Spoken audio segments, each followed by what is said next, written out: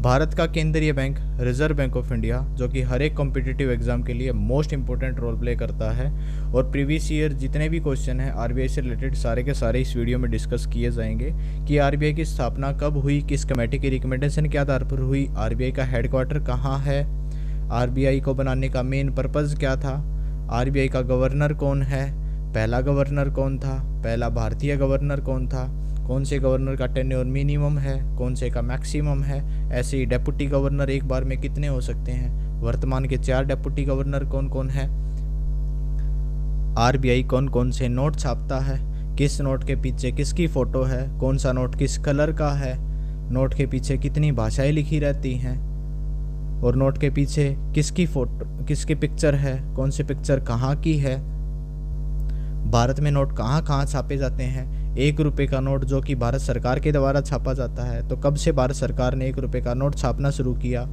सिक्के भारत सरकार के द्वारा छापे जाते हैं, तो कौन सा सिक्का भारत सरकार ने कब छापा, कितने का मैक्सिमम सिक्का छाप सकती है, आरबीआई मैक्सिमम कितने का नोट छाप सकता है, भारत में नोटबंदी क्यों की गई, भारत में कितनी बार नोटबंदी हो चुकी है अब तक।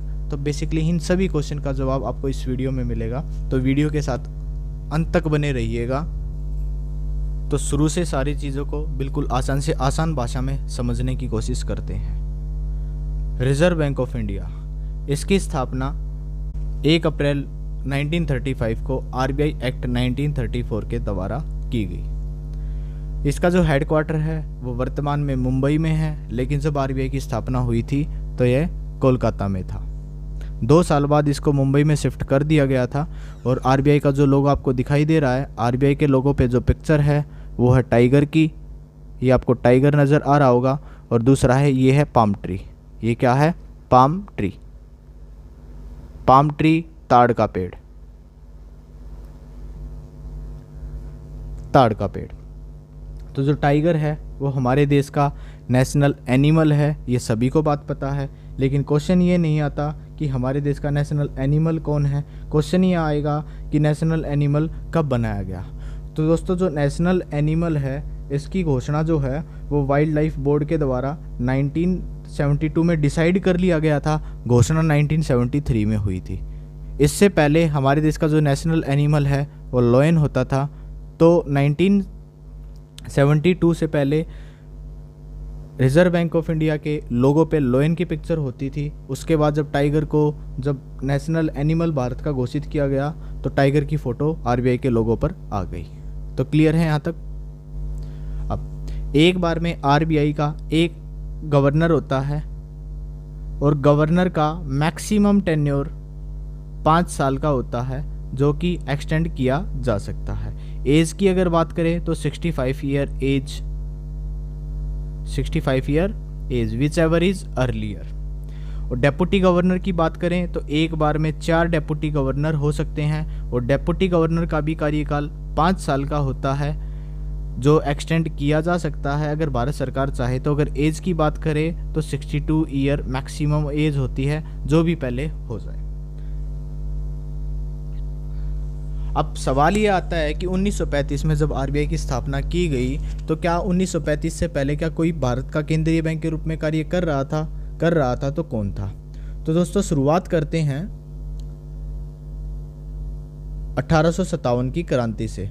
तो 1857 की क्रांति को भारत की आज़ादी की पहली लड़ाई माना जाता है, क्योंकि वहाँ से हमारी आज़ादी की लड़ाई शुरुआत हुई थी। लगभग हमें 100 साल गुलाम बने हो चुके थे। तो 100 साल हमें ये समझने में लग गए कि हम गुलाम हैं, और 100 साल हमें ये समझाने में लग गए लगभग कि दोस्तों हम गुलाम हैं, हमें अंग्रेज़ों से आज़ादी चाहिए। तो 1857 की क्रांति के बाद अंग्रेज़ों को ये तो लगने लग गया था कि भारत में उतनी आसानी से नहीं रहा जा सकता जितनी आसानी से हम रहते आ रहे हैं। तो उन्होंने बदलाव कुछ करना शुरू कर दिया। तो 1861 में अंग्रेज़ों के द्वारा पेपर करेंसी एक्ट बनाया गया, जिसके तहत नोट छापने का जो अधिकार है वो ईस्ट इंडिया कंपनी से लेकर प्रेसिडेंसी बैंकों को दे दिया गया। जो प्रेसिडेंसी बैंक थे भारत में उस समय 3 बैंक थे, 3 बैंकों के समूह को प्रेसिडेंसी बैंक कहा जाता था। पहला बैंक है बैंक ऑफ बंगाल, जिसकी स्थापना 1809 में हुई थी। दूसरा है बैंक ऑफ बॉम्बे, जिसकी स्थापना 1840 में हुई थी। तीसरा बैंक है बैंक ऑफ मद्रास, जिसकी स्थापना 43 में हुई थी, 1843 में हुई थी। दोस्तों अगर इसमें बैंक ऑफ बंगाल की अगर बात करें तो बैंक ऑफ बंगाल पहले बैंक ऑफ कोलकाता के नाम से जाना जाता था, जिसकी स्थापना 1806 में हुई थी। तो 1809 में इसका नाम बदलकर बैंक ऑफ बंगाल किया गया था। तो इन तीनों बैंकों के समूह को प्रेसिडेंसी बैंक कहा जाता था। लेकिन हमें पता है कि हमें आज़ादी मिली 1947 में, हम सबको पता है इस बात का। तो अंग्रेज कैसे क्या क्या काम करते जा रहे थे वो आपके सामने डिस्कस किया जा रहा है अभी, कि जो ये तीनों प्रेसिडेंसी बैंक थे, आज़ादी की लड़ाई तब भी ख़त्म नहीं हुई, तो अंग्रेज़ों के द्वारा एक और चाल चली गई कि भाई ऐसे तो भारत में रहना मुश्किल है, हमें कुछ ना कुछ ऐसा कार्य करते रहना जिससे हम भारत में ज़्यादा लंबे से लंबे समय तक सर्वाइव कर पाएँ। तो अंग्रेज़ों के द्वारा क्या किया गया, इन तीनों प्रेसिडेंसी बैंकों को मर्ज करके एक नया बैंक बनाया गया 1921 में, जिसका नाम रखा इंपीरियल बैंक ऑफ इंडिया। तो इंपीरियल बैंक ऑफ इंडिया उस समय भारत के केंद्रीय बैंक के रूप में कार्य करना शुरू करता है। लेकिन फिर भी लड़ाई ख़त्म नहीं हो रही थी, लड़ाई लगातार बढ़ती जा रही थी। तो अंग्रेज़ों को समझ नहीं आ रहा था कि करे क्या, तो उन्होंने एक कमेटी बनाई जिसका नाम रखा रॉयल कमीशन। तो 1926 में एक कमेटी का निर्माण किया गया जिसका नाम था रॉयल कमीशन या हिल्टन यंग प्लान। तो रॉयल कमीशन जो कमेटी थी उसकी रिकमेंडेशन के आधार पर आरबीआई की स्थापना की गई। तो 1926 में रॉयल कमीशन या हिल्टन यंग प्लान, जिसकी कमेटी की रिकमेंडेशन के आधार पर आरबीआई को निर्माण किया गया था, क्लियर है, उसकी सिफारिश की गई। तो 1927 में पहली बार बिल को विधानसभा में पेश किया गया, लेकिन सभी वर्गों के बीच सहमति की कमी के कारण इसे वापस ले लिया गया। फिर दोबारा से 1933 में कोशिश की जाती है और भारतीय संवैधानिक सुधार श्वेत पत्र में आरबीआई के निर्माण की सिफारिश दोबारा से की जाती है और एक नया विधेयक पेश किया जाता है, जिसको 1934 में पास करवा लिया जाता है हर एक सदनों में। और उसके बाद गवर्नर उस बिल के ऊपर मोहर लगा देता है और जो वो बिल है वो एक्ट बन जाता है। और उस एक्ट के तहत 1935 में आरबीआई की 1 अप्रैल को स्थापना की जाती है। और जब आरबीआई की स्थापना की गई दोस्तों, तब उसमें जो कैपिटल है तो 5 करोड़ की पूंजी से उसकी स्थापना की गई। ऑफ द रिकॉर्ड अगर आपको मैं बताऊं तो 5 करोड़ की जब कैपिटल लगाई गई थी, उसमें लगभग 4 करोड़ 70 लाख की जो कैपिटल है वो ब्रिटिशर्स की थी, और भारत सरकार की जो इसमें वो लगभग 30 लाख की जो है कैपिटल वो गवर्नमेंट की थी। तो ब्रिटिशर्स का ज़्यादा कंट्रोल था। तो आरबीआई एक कहा जा सकता है कि एक प्राइवेट ऑर्गेनाइजेशन के तौर पर आरबीआई कार्य कर रहा था। आरबीआई के बारे में और थोड़ा सा अगर डिस्कस करें तो आरबीआई जो है म्यांमार, जिसको पहले बर्मा के नाम से जाना जाता था, म्यांमार एक भारत का एक पड़ोसी देश है, तो उसकी करेंसी छापने का काम भी आरबीआई करता था। तो 1938 में आरबीआई ने म्यांमार की करेंसी को छापना शुरू किया था और 1942 में उस कार्य को बंद कर दिया। फिर उसके बाद 1947 में आरबीआई बर्मा की सरकार के बैंक के तौर पर भी कार्य कर रहा था। जैसे आरबीआई को वर्तमान में सरकार का बैंक भी कहा जाता है, तो भारत सरकार का जो बैंक है, गवर्नमेंट्स बैंक, सरकार का बैंक आरबीआई जाना जाता है। तो आरबीआई पहले बर्मा सरकार यानी कि म्यांमार सरकार का भी कार्य देखता था। बर्मा सरकार के एक्टिंग बैंक के तौर पर कार्य करने का भी काम 1947 में आज़ादी के बाद उसने बंद कर दिया। और आज़ादी के समय भारत 2 टुकड़ों में बट गया था, भारत और पाकिस्तान। तो 1948 तक जो आरबीआई है वो पाकिस्तान के भी केंद्रीय बैंक के रूप में कार्य कर रहा था, लेकिन 1948 में जो आरबीआई है, आरबीआई ने पाकिस्तान के केंद्रीय बैंक के रूप में कार्य करने की जो सर्विस है उसको बंद कर दिया। और पाकिस्तान ने अपना एक नया केंद्रीय बैंक बना दिया जिसको स्टेट बैंक ऑफ पाकिस्तान के नाम से जाना जाता है। नीचे आपने देखा 1949 में आरबीआई का नेशनलाइज किया गया, आरबीआई का राष्ट्रीयकरण किया गया। अब ये वर्ड आया यहाँ पर एक नया नेशनलाइज्ड राष्ट्रीयकरण, ये होता क्या है दोस्तों? देखो, किसी भी गवर्नमेंट संस्था को प्राइवेट संस्था के द्वारा अगर परचेज किया जा रहा है या गवर्नमेंट संस्था प्राइवेट संस्थाओं को बेची जा रही है, तो उस प्रोसेस को प्राइवेटाइजेशन कहा जाता है, निजीकरण कहा जाता है। तो गवर्नमेंट कंपनी बेची जा रही है प्राइवेट कंपनियों को, तो इस प्रोसेस को क्या कहा जाता है? प्राइवेटाइजेशन, निजीकरण कहा जाता है। ऐसे ही प्राइवेट संस्था अगर गवर्नमेंट के द्वारा परचेज की जाए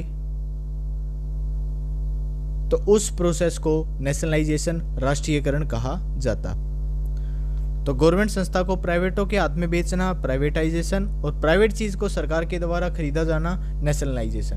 तो अब मैं उम्मीद करता हूँ आपको ये बात समझ में आ गई कि प्राइवेटाइजेशन और नॉर्मलाइजेशन क्या होता है। तो जब बताया, मैंने ऊपर बताया कि जब आरबीआई की स्थापना होती थी, स्थापना हुई थी 1935 में, तब इस 5 करोड़ की पूंजी से हुई थी। तब उसमें पूंजी, ज़्यादातर पूंजी ब्रिटिशर्स की लगी हुई थी, तो प्राइवेट लोगों का इस पर ज़्यादा कंट्रोल था। 1949 में जब हमें आज़ादी मिली, उसके बाद 1949 में आरबीआई का नेशनलाइजेशन किया गया। आरबीआई को पूर्णतः भारत सरकार के कंट्रोल में लाया गया। अब लाने के पीछे कारण क्या था, क्यों आरबीआई का नेशनलाइजेशन किया गया? देखो, भारत में एक प्राइवेट कंपनी व्यापार करने आई थी, ईस्ट इंडिया कंपनी, और धीरे धीरे उसने पूरे भारत के ऊपर लगभग कब्जा कर लिया था। तो सोचो, आपकी एक कंपनी किसी दूसरे देश में जाए व्यापार करने के लिए, आपने खोली, और धीरे धीरे आप उस पूरे देश के ऊपर कब्जा कर लो। ये कहानी हुई थी भारत के साथ। तो भारत सरकार डरती थी प्राइवेट संस्थाओं से, प्राइवेट संस्थाओं को ज़्यादा बड़ा नहीं बनने देना चाहती थी, क्योंकि एक छोटी सी गलती भारत की आज़ादी का एक बहुत बड़ा गलत स्टेप माना हो जाता अगर कुछ गलत कहानी या कुछ गलत अनहोनी हो जाती। तो किसी भी प्राइवेट संस्था को भारत सरकार बड़ा नहीं बनने देना चाहती थी, क्योंकि भारत के पास उस समय एक तो लिटरेसी की रेट बहुत कम था, लोगों के पास पैसे की कमी थी, भारत सरकार के पास पूंजी की कमी थी। तो भारत सरकार ये कतई मंजूर नहीं करना चाहती थी कि भाई भारत का जो केंद्रीय बैंक नोट छापने का काम है वो एक ब्रिटिशर्स कंट्रोल में हो या प्राइवेट लोगों के हाथ में हो। तो भारत सरकार सब कुछ अपने कंट्रोल में चाहती थी, इसलिए आरबीआई का भारत सरकार ने क्या किया, नेशनलाइजेशन किया। तो अब तक हमने क्या देखा कि भाई आरबीआई की स्थापना 1 अप्रैल 1935 को हुई, आरबीआई एक्ट 1934 के द्वारा। किस कमेटी के रिकमेंडेशन के आधार पर हुआ? रॉयल कमीशन के आधार पर हुआ। आरबीआई का हेडक्वार्टर कहाँ है? मुंबई में है। इस मुंबई से पहले कहाँ था? कोलकाता में था। क्लियर? आरबीआई की जो स्थापना है कितनी पूंजी से हुई थी? तो वो हुई थी 5 करोड़ की पूंजी से आरबीआई की स्थापना हुई थी। कैपिटल 5 करोड़ की लगाई थी, और नेशनलाइजेशन आरबीआई का 1 जनवरी 1949 को हुआ। क्लियर यहाँ तक? अब आप हेडिंग डालिए, लिस्ट ऑफ आरबीआई गवर्नर। तो मोस्ट इंपोर्टेंट गवर्नर की लिस्ट हम सिर्फ वही लिखेंगे, ज़्यादा गवर्नर हम नहीं लिखेंगे जो मोस्ट इंपोर्टेंट है, जो एग्जाम में पूछे गए हैं। तो पहला गवर्नर था ओसबोर्न स्मिथ, 1 अप्रैल 1935 से 30 जून 1937 तक जिनका टेन्योर रहा। तो फर्स्ट गवर्नर अपने आप में ही इंपॉर्टेंट होता है। सेकंड गवर्नर है जेम्स ब्रेड टेलर, ये फर्स्ट डेप्यूटी गवर्नर थे। जैसे फर्स्ट गवर्नर ओसबोर्न स्मिथ थे जब आरबीआई की स्थापना हुई, ऐसे ही फर्स्ट डेप्यूटी गवर्नर जो जेम्स ब्रेड टेलर हैं, जो आगे चल के आरबीआई के गवर्नर बने सेकंड नंबर के। तो James Braid Taylor second number के गवर्नर जो फर्स्ट डेप्यूटी गवर्नर थे, जिनका टेन्योर 1937 से 17 फरवरी 1943 को हुआ। 17 फरवरी 1943 को उनकी मृत्यु हो गई थी अपने ही कार्यालय में, अपने ही ऑफिस में। जिसके बाद आपको ये जो गैप दिखाई दे रहा है यहाँ पर कि भाई इनका टेन्योर 17 फरवरी 1943 को ख़त्म हुआ और ये 11 अगस्त को ख़त्म हुआ। ये टेन्योर में जो ये गैप है ये इसी वजह से हुआ क्योंकि जेम्स ब्रेड टेलर की अपने ही कार्यालय में मृत्यु हो गई थी। तो थर्ड गवर्नर जो आया हमारा वो आए CD Deshmukh, most important governor of RBI, जिनका टेन्योर 11 अगस्त से 30 जून 1949 तक रहा। अब ये इम्पोर्टेंट क्यों है? तो ये फर्स्ट इंडियन गवर्नर है। फर्स्ट इंडियन गवर्नर, पहले भारतीय गवर्नर कौन है? CD देशमुख,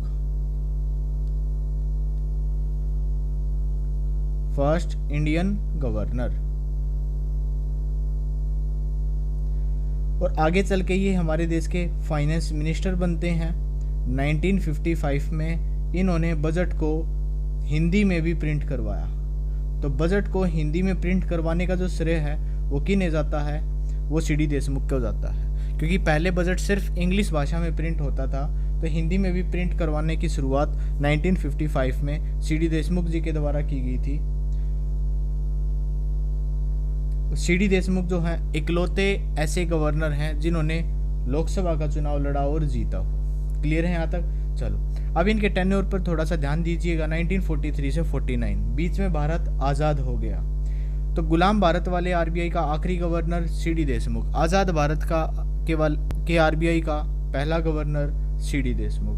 टेन्योर पे थोड़ा सा और ज़्यादा ध्यान दें तो 30 जून 1949, तो 1949 में आरबीआई का राष्ट्रीयकरण हुआ था, नेशनलाइजेशन हुआ था। भारत सरकार ने अपने कंट्रोल में आरबीआई को ले लिया था 1 जनवरी को ही। तो अब ब्रिटिश सर्स वाले कंट्रोल वाले या आरबीआई का आखिरी गवर्नर सीडी देशमुख और भारत सरकार के अधीन वाले आरबीआई का पहला गवर्नर सीडी देशमुख। तो सीडी देशमुख काफ़ी इंपॉर्टेंट रोल प्ले करता है गवर्नर्स में, तो इसको स्टार मार्क करके आप लिख लीजिए। तो पहला governor Osborne Smith, second governor James ब्रे टेलर और थर्ड गवर्नर सीडी देशमुख। अब बढ़ते हैं फोर्थ गवर्नर के ऊपर। तो फोर्थ गवर्नर है हमारा बेनिगल रामा राव। बेनिगल रामा राव सारे नहीं लिखेंगे हम, मैं बार बार कह रहा हूँ, मोस्ट इंपोर्टेंट लिखेंगे। अब तक 3 लिखे हैं, तीनों क्यों इंपॉर्टेंट है वो ऑलरेडी मैं लिखवा चुका हूँ। तो बेनिगल रामा राव का जो टेन्योर है 1949 से 1 जुलाई 1949 से 14 जनवरी 1957 तक जो टेन्योर है इनका वो 7 साल 197 दिन मैक्सिमम टेन्योर, अधिकतम कार्यकाल था।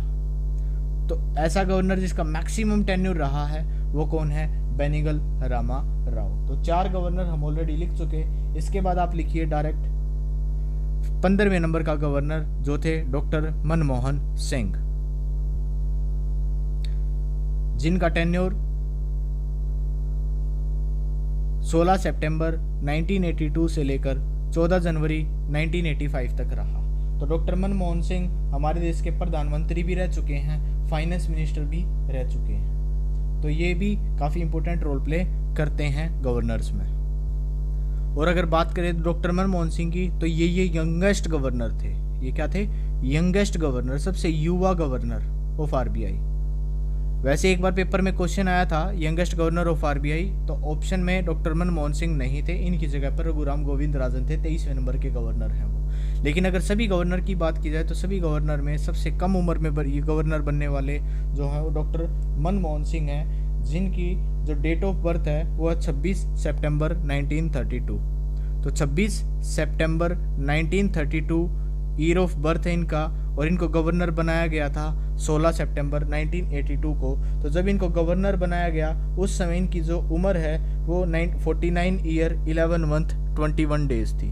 तो 49 ईयर 11 मंथ और 21 डेज ये इनकी उम्र थी जब इनको गवर्नर बनाया गया था। तो रघुराम गोविंद राजन है, 50 साल की उम्र में गवर्नर बने थे, उनसे कम उम्र में गवर्नर डॉक्टर मनमोहन सिंह को बनाया गया था। फिर इनके बाद 16वें नंबर के जो गवर्नर आए हैं वो आए अमिताभ घोष। उस समय ये डेप्यूटी गवर्नर के पद पर कार्यरत थे। तो डॉक्टर मनमोहन सिंह का जब कार्यकाल खत्म हुआ तो उनके बाद अमिताभ घोष को अतिरिक्त कार्यभार दे दिया गया गवर्नर का। तो 15 जनवरी 1985 से अमिताभ घोष अतिरिक्त कार्यभार के तौर पर आरबीआई के गवर्नर के पद पर कार्य किया, जो कि इनका टेन्योर 4 फरवरी 1985 तक चला, जो कि मात्र 20 दिन का था।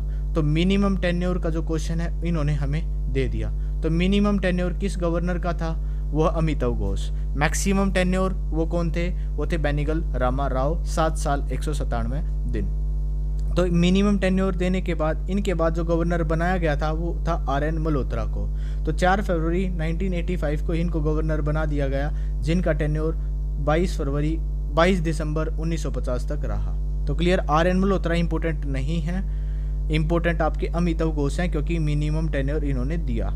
तो काफ़ी बच्चे पूछते कि भाई इनके बाद कौन बना, इसलिए मैंने आपको लोगों को यहाँ पर नोट डाउन करवा दिया कि 17वें नंबर के जो गवर्नर हैं अमिताभ घोष के बाद वो आए हमारे आर.एन. मल्होत्रा। इसके बाद आप लिखिए सीधा डायरेक्ट 23वें नंबर का गवर्नर, वो है रघुराम गोविंद राजन। तो रघुराम गोविंद राजन 4 सितंबर 2013 को गवर्नर बनाया गया था, जिनका टेन्योर 4 सितंबर 2016 तक रहा।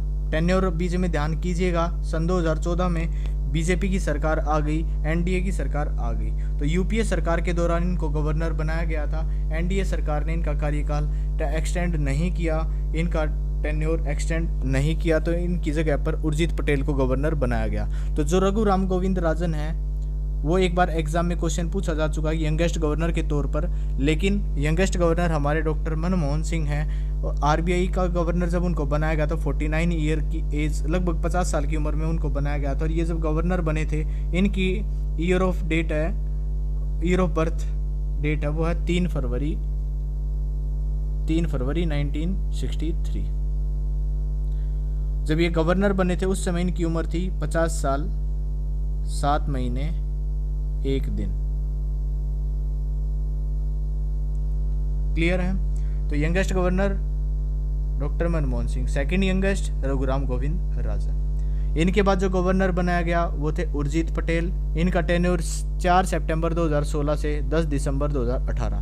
10 दिसंबर 2018 को इन्होंने अपना पारिवारिक समस्याओं का हवाला देते हुए अपने पद से इस्तीफा दे दिया। और 2 दिन के बाद जो गवर्नर है वो शक्तिकांत दास को बनाया गया, जो 12 दिसंबर 2018 से वर्तमान में कार्यरत हैं। अगर आपने उर्जित पटेल का जो टेन्योर देखा हो तो वो उस दौरान भारत में एक बहुत बड़ा कांड हुआ था, कह सकते हैं, या एक बहुत बड़ा स्टेप लिया गया था बीजेपी सरकार के द्वारा। वो क्या था? वो थी नोटबंदी। तो 8 नवंबर 2016 को भारत में नोटबंदी की गई, तो जिसमें रात्रि 8 बजे आकर नरेंद्र मोदी जी ने, भारत के प्रधानमंत्री श्री नरेंद्र मोदी जी ने अनाउंसमेंट किया कि 500 और 1000 रुपये का नोट रात्रि 12 बजे से लीगल टेंडर मनी नहीं कहलाए जाएंगे। अब ये लीगल टेंडर मनी क्या होता है, तो ये मनी वाले कॉन्सेप्ट में हम अच्छे से डिटेल डिस्कशन करेंगे। तो 500 और 1000 रुपये के नोट जो लगभग 86% भारत के व्यापार में रोल प्ले करते थे, उन नोटों को बंद किया गया और 500 का नोट को बदला गया, 1000 रुपये के नोट को बंद कर दिया गया। उसकी जगह पर नया नोट हमें 2000 का मिला। तो इन सभी के बारे में हम डिटेल डिस्कशन करेंगे, लेकिन उससे पहले आप दोबारा हेडिंग डालिए list of deputy governor of RBI. उसमें भी सारे के सारे इंपोर्टेंट लिखेंगे। जैसे यहाँ पर हमने कौन कौन से डिस्कस किया था। एक तो पहले नंबर का डिस्कस किया ओसबोर्न स्मिथ, फर्स्ट नंबर का, सेकंड नंबर का हमारा James Braid Taylor, third number C D Deshmukh, fourth Benegal Rama Rao, उसके बाद 15वां डॉक्टर मनमोहन सिंह, 16वां अमिताभ घोष, 17 ये हमारा आर.एन. मल्होत्रा, उसके बाद 23वां रघुराम गोविंद राजन, 24वां उर्जित पटेल, 25वां शक्तिकांत दास। तो ये टोटल हमने गवर्नर डिस्कस किए थे। अब आप हेडिंग डालिए list of deputy governor of RBI. तो इसमें सिर्फ नाम इंपॉर्टेंट है आपके लिए। तो ये थे पहले 4 डेप्यूटी गवर्नर। तो कौन कौन से डेप्यूटी गवर्नर लिखेंगे हम? तो एक तो पहले 4 कौन से डेप्यूटी गवर्नर थे, वर्तमान में 4 कौन से हैं, वो 4 किन की जगह पर आए, ये लिखेंगे। 3 महिलाएं जो हैं डेप्यूटी गवर्नर रह चुकी हैं। तो कोई भी महिला अब तक गवर्नर बनी नहीं है, लेकिन 3 महिलाएं जो डेप्यूटी गवर्नर के पद पर रह चुकी, तो तीनों के नाम लिखेंगे हम।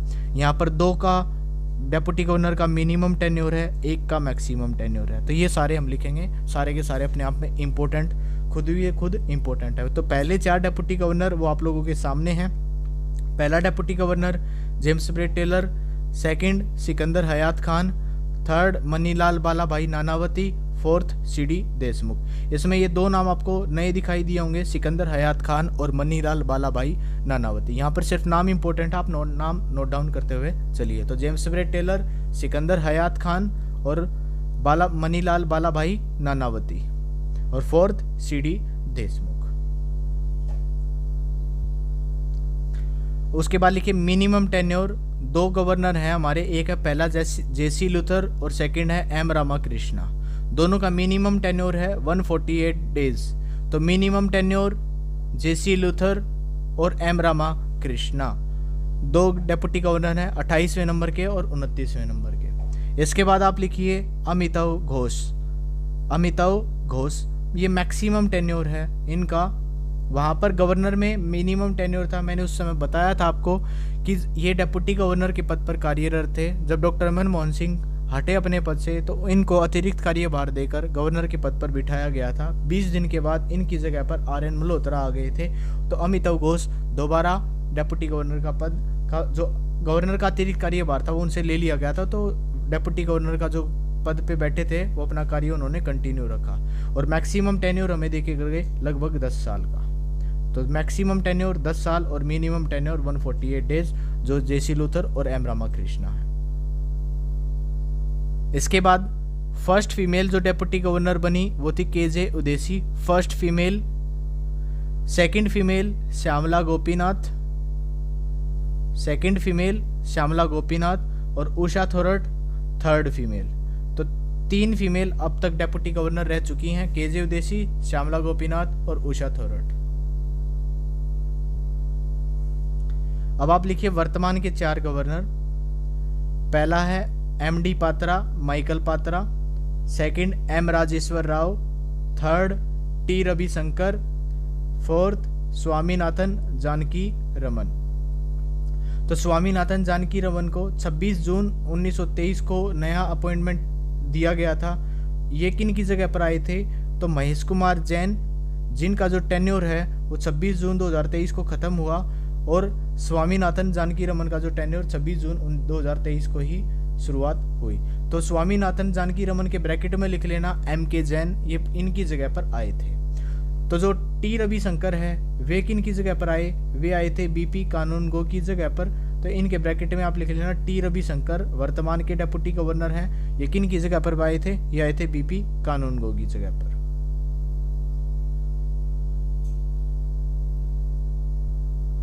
अब एम राजेश्वर राव ये आए थे एनएस विश्वनाथन की जगह पर। ये किसकी जगह पर आए? एनएस विश्वनाथन की जगह पर एम राजेश्वर राव आए। और जो एम डी पात्रा हैं, माइकल पात्रा, ये किन की जगह पर आए थे? ये आए थे विरल आचार्य की जगह पर।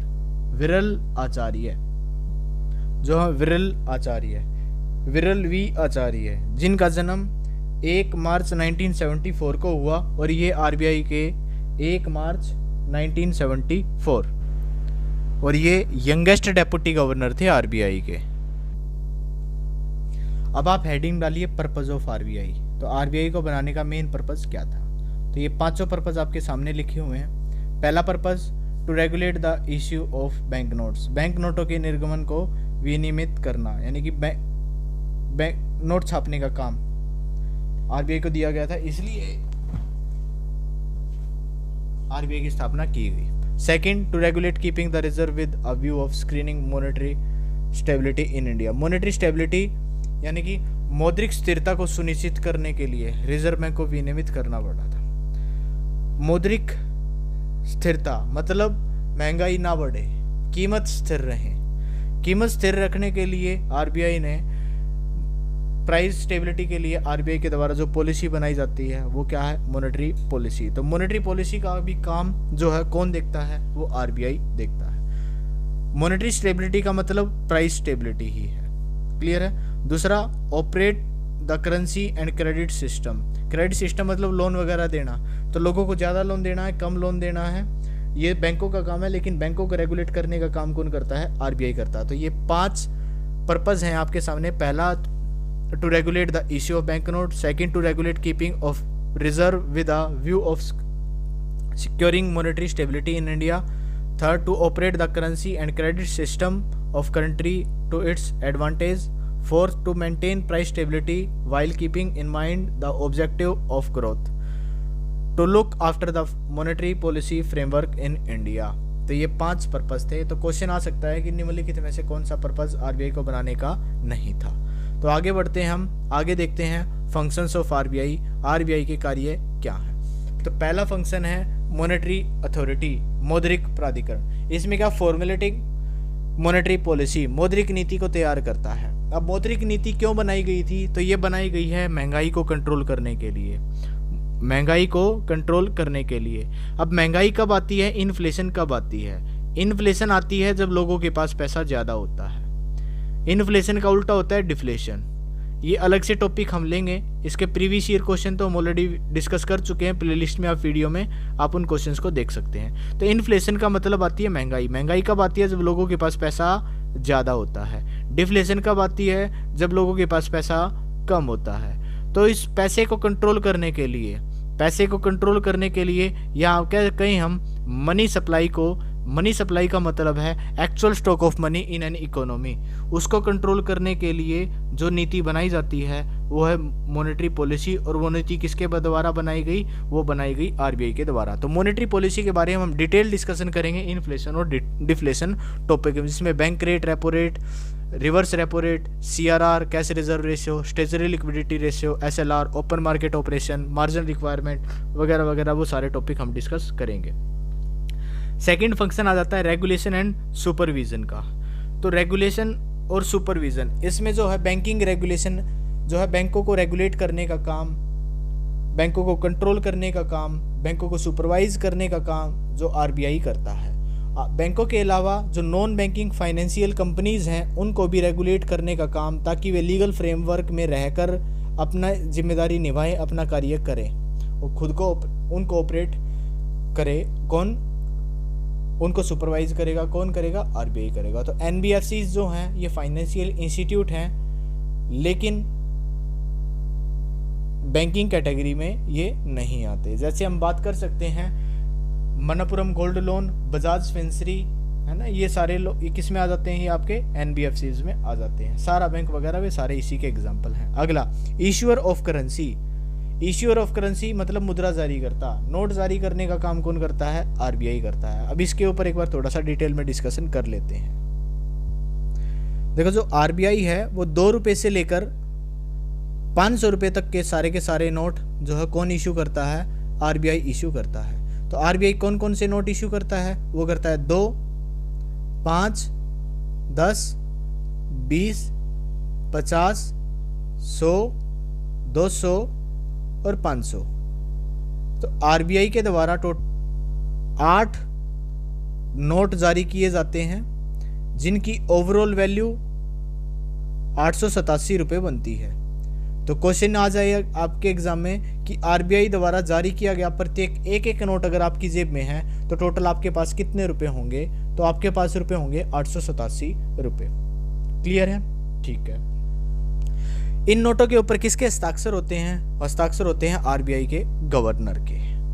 आरबीआई किस सिस्टम के तहत नोट छापता है दोस्तों? तो वर्तमान में आरबीआई मिनिमम रिजर्व सिस्टम के तहत नोट छापता है।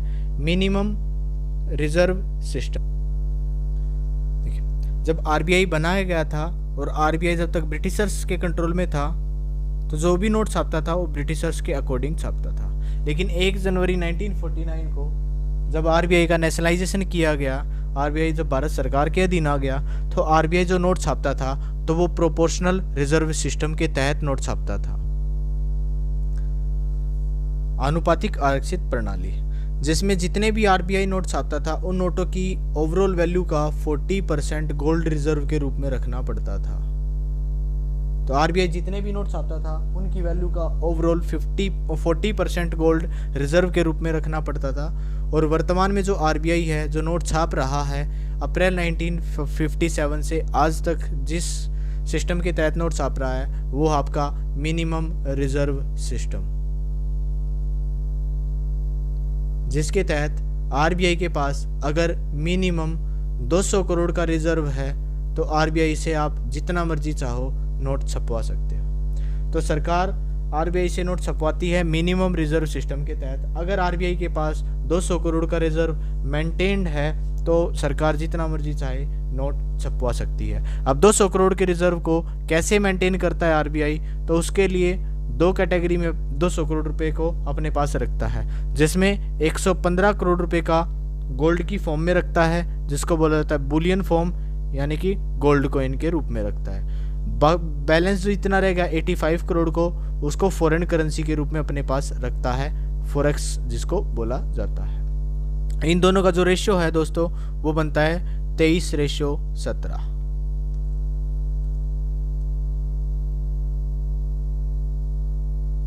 तो क्वेश्चन पूछा गया है पेपर में 200 करोड़ के रिजर्व को किस रेशियो में जो आरबीआई अपने पास रखता है वो है 23:17 में। क्लियर है? ठीक है। आरबीआई मैक्सिमम कितने रुपए का नोट जारी कर सकता है? तो आरबीआई मैक्सिमम 10,000 रुपये तक का नोट जारी कर सकता है। आरबीआई ने अपनी हिस्ट्री में 10,000 रुपये का नोट जारी किया है और नोटबंदी भी ऑलरेडी हो चुकी है, जिसकी वर्तमान में सन 2023 में मैक्सिमम 2,000 रुपये का नोट जारी करता था, जिसको बंद कर दिया गया। तो आखिरी नोटबंदी सन 2023 में हुई। सितंबर 2023 से 2000 रुपये का नोट जो है वो चलना बंद हो गया, सर्कुलेशन से बाहर हो गया। तो वर्तमान में सबसे बड़ा नोट वो है 500 रुपये का। वर्तमान में सबसे बड़ा नोट कितने का है? 500 रुपये का है।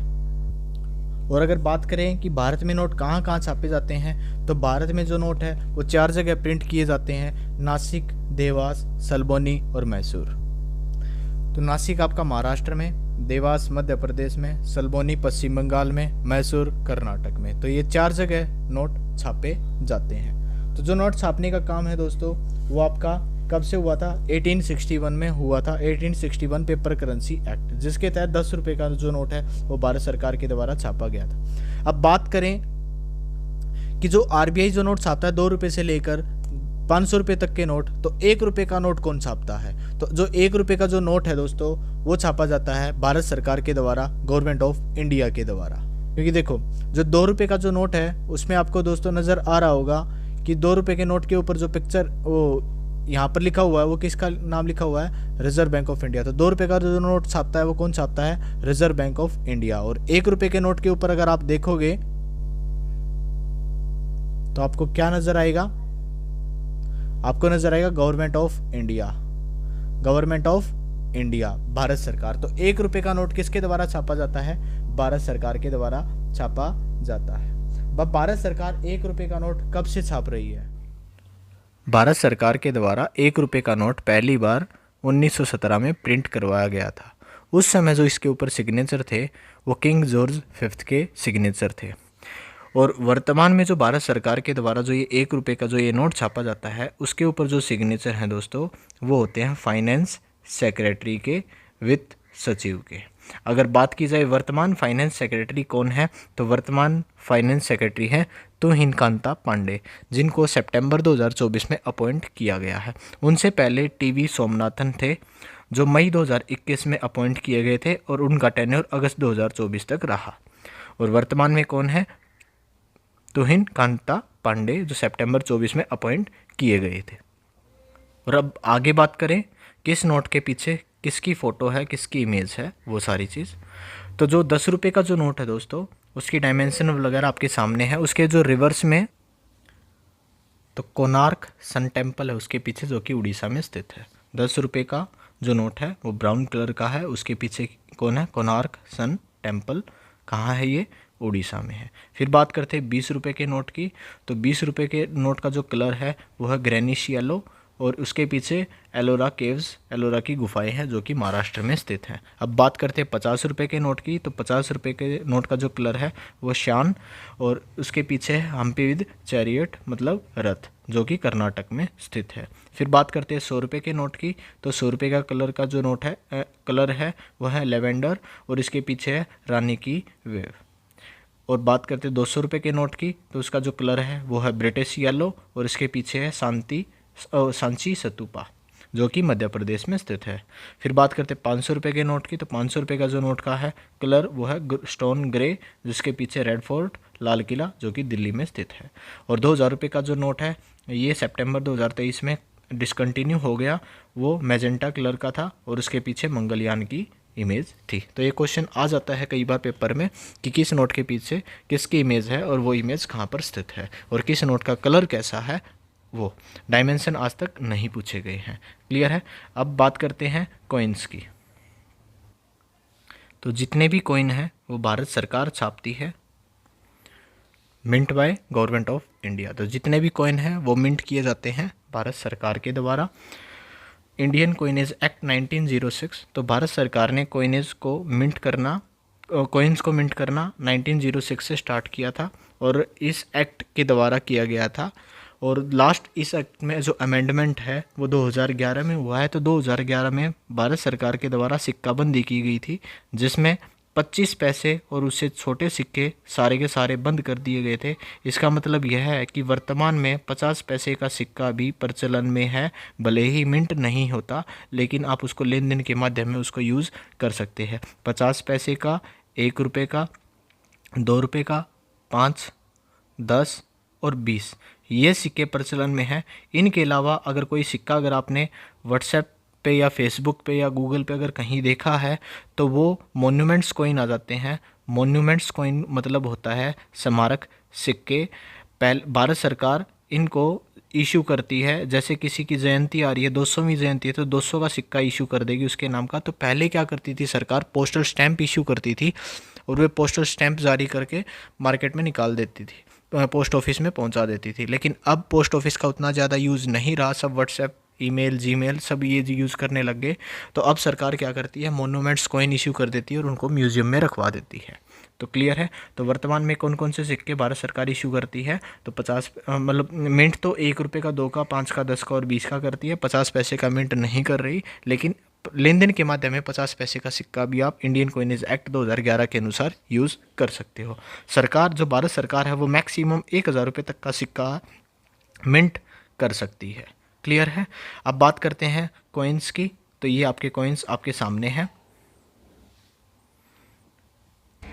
तो कॉइन्स आपके सामने है, ये 50 पैसे का, 1 का, 2 का, 10 का और ये नीचे 20 का। आप इनको वीडियो को रोक के इनको नोट डाउन कर सकते हैं। तो कौन सा किस चीज़ का बना हुआ है। अब बात करते हैं कि कॉइन कहाँ कहाँ मिंट होते हैं। तो कॉइन भारत में 4 जगह पर मिंट होते हैं, कलकत्ता, हैदराबाद, मुंबई और नोएडा। अब और कौन सा कॉइन कहाँ मिंट होता है उसके लिए आपको ये साइन देखने को मिलेंगे। जैसे अगर कॉइन के ईयर के नीचे स्टार मार्क होगा तो हैदराबाद में, और डायमंड मार्क होगा तो मुंबई में, और ये डॉट मार्क होगा तो वो आ जाएगा नोएडा में, और कोई मार्क नहीं है तो आ जाएगा कलकत्ता में। जैसे आपको इस इमेज में दिख रहा होगा, ये ईयर के नीचे ये छोटा सा साइन बना हुआ दिख रहा है आपको, यहाँ से पता लग जाता है कि कॉइन कहाँ पर मिंट हुआ है। आपको हर एक इमेज में ये ईयर के नीचे ज़रूर दिखेगा। जैसे यहाँ पर ये डायमंड बना हुआ था, तो डायमंड कहाँ पर आता था हमारा, तो डायमंड आता था हमारा कहाँ पर, मुंबई में। क्लियर है। तो हैदराबाद से स्टार, डायमंड्स मुंबई, नोएडा से डॉट और कलकत्ता कोई मार्क नहीं। क्लियर है। तो ये थे कॉइन्स हमारे। ऊपर हमने नोट के बारे में देखा। अब जो आरबीआई के द्वारा जो करेंसी इशू की जाती है दोस्तों, इसको हम टोकन मनी बोलते हैं। कौन सी मनी बोलते हैं, टोकन मनी। तो 2 तरीके की मनी होती है, एक होती है टोकन मनी और एक होता है हमारा स्टैंडर्ड मनी। टोकन मनी सांकेतिक मुद्रा, स्टैंडर्ड मनी मानक मुद्रा। अब टोकन मनी कौन सी होती है, तो टोकन मनी वह मनी होती है जिसकी face value cost of production से ज़्यादा हो। जैसे 100 रुपये का जो नोट है उसकी कागज़ की वैल्यू 100 रुपये से कम ही है, मतलब कॉस्ट ऑफ प्रोडक्शन 100 रुपये की, उसकी फेस वैल्यू से कम है। तो मतलब ऐसी मनी जिसकी फेस वैल्यू ज़्यादा हो कॉस्ट ऑफ प्रोडक्शन से। एग्जाम्पल के तौर पर आप लिख सकते हो पेपर करेंसी और कॉइन्स ऑफ नोशनल मेटल। इसकी प्रॉब्लम, टोकन मनी की क्या प्रॉब्लम है, तो इसमें फेक करेंसी ज़्यादा होती है क्योंकि इसको बनाना आसान है, कॉस्ट इसकी कम है, इसलिए यहाँ इसकी टोकन मनी में मेन प्रॉब्लम होती है, ये नकली करेंसीज में ज़्यादातर पाई जाती है।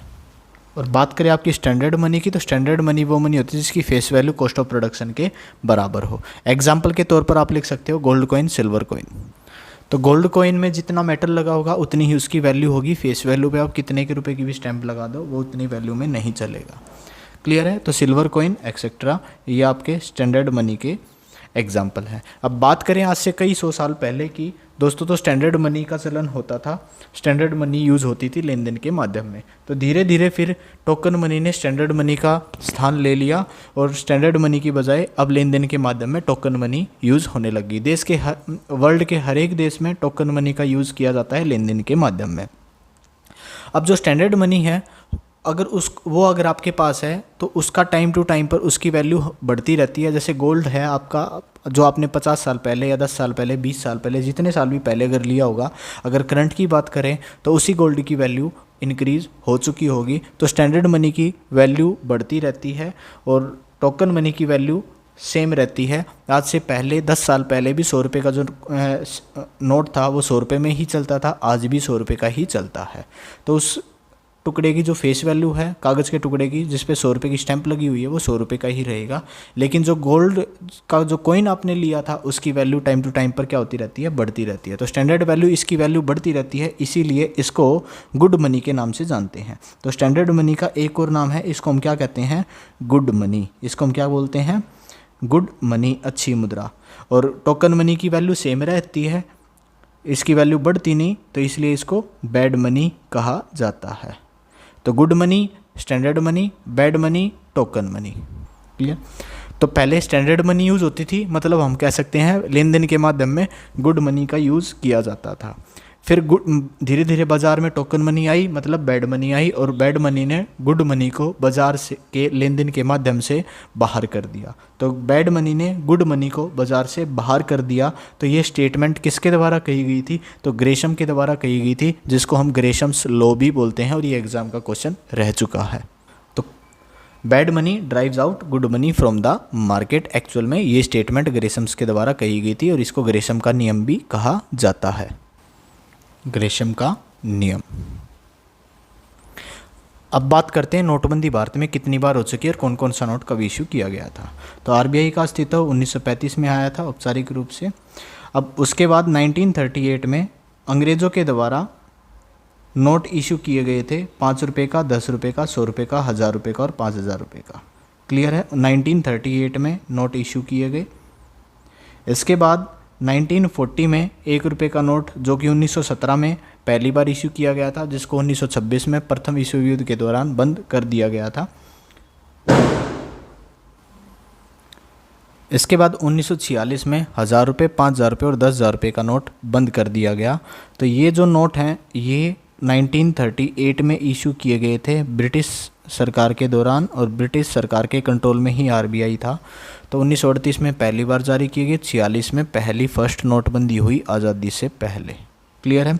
इसके बाद अगर बात करें तो 1954 में आज़ादी के बाद भारत सरकार के अधीन वाले आरबीआई में, क्योंकि 1 जनवरी 1949 को आरबीआई का नेशनलाइजेशन किया गया था, राष्ट्रीयकरण किया गया था, तो आरबीआई भारत सरकार के कंट्रोल में आ गया था। और 1954 में दोबारा 1000 रुपये, 5000 रुपये और 10,000 रुपये के नोट जारी किए गए, जो 1938 में किए गए थे, फिर 46 में उनको बंद कर दिया गया था। इसके बाद 1978 में आज़ादी के बाद पहली बार और भारत के इतिहास में दूसरी बार नोटबंदी हुई, जिसमें 1000, 5000 और 10,000 के नोट बंद कर दिए गए थे। तो 2 बार नोटबंदी हो चुकी थी, एक बार 1946 में और एक बार 1978 में। 1946 वाले नोट कब इशू किए गए थे, 1938 में, और 1978 में जो हुई वो कब इशू किए गए थे, वो किए गए थे 1954 में। क्लियर है। तो मोदी जी ने जो नोटबंदी की है वो पहली बार नहीं हुई है, आप समझ चुके होंगे। इसके बाद 1987 में 500 रुपये का जो नोट, जो 2016 में बदला गया जिसको, वो इशू किया गया। और इसके बाद जो है हमारा 1998 में जो 1000 रुपये का नोट, जो 2016 में परमानेंटली बंद कर दिया गया, नॉन लीगल टेंडर मनी घोषित कर दिया गया, वो 1998 में इशू हुआ था। अगर हम बात करें तो 2016 में जो नोटबंदी हुई है वो तीसरी बार हुई है। तो इससे पहले नोटबंदी जो हो चुकी थी हमारी वो 1946 में, 1978 में और हमारी 2016 में, और ये अब कब हुई है, 2023 में। तो 2023 में यहाँ पर 1000 रुपये का नोट बंद किया गया, यहाँ पर 2000 रुपये का नोट बंद किया गया, और यहाँ पर 5000, 5000 और 10,000 के नोट को बंद किया गया था। तो क्लियर है। और 2023 में 2000 का नोट बंद हुआ, 2016 में एक नया नोट हमें मिला, 200 रुपये का जो बाज़ार में नया नोट आया, 500 रुपये का नोट बदला गया। तो नोटबंदी है अब भारत के इतिहास में टोटल अब तक 4 बार हो चुकी है, आज़ादी के बाद 3 बार। अब हम नेक्स्ट फंक्शन की तरफ चलते हैं आरबीआई के। ये हमारा जो फंक्शन था वो था इश्यूअर ऑफ करेंसी, मुद्रा जारी करता, जो आरबीआई कार्य करता है। अगला फॉरेन एक्सचेंज मैनेजमेंट। तो जो फॉरेक्स है, फॉरेक्स का मतलब फॉरेन करेंसी को भी आरबीआई अपने पास मेंटेन रखता है। तो managing forex reserve, foreign currency को रिजर्व करके अपने पास रखता है। और दूसरा एक्सचेंज रेट स्टेबिलिटी का भी काम करता है कि डॉलर का रेट बढ़ाना हो घटाना हो तो कुछ हद तक आरबीआई उसको भी कंट्रोल कर लेता है। ये चीज़ें वैसे हम इसको बिल्कुल डिटेल में फॉरेन एक्सचेंज रेट टॉपिक में हम बिल्कुल डिटेल में डिस्कशन करेंगे।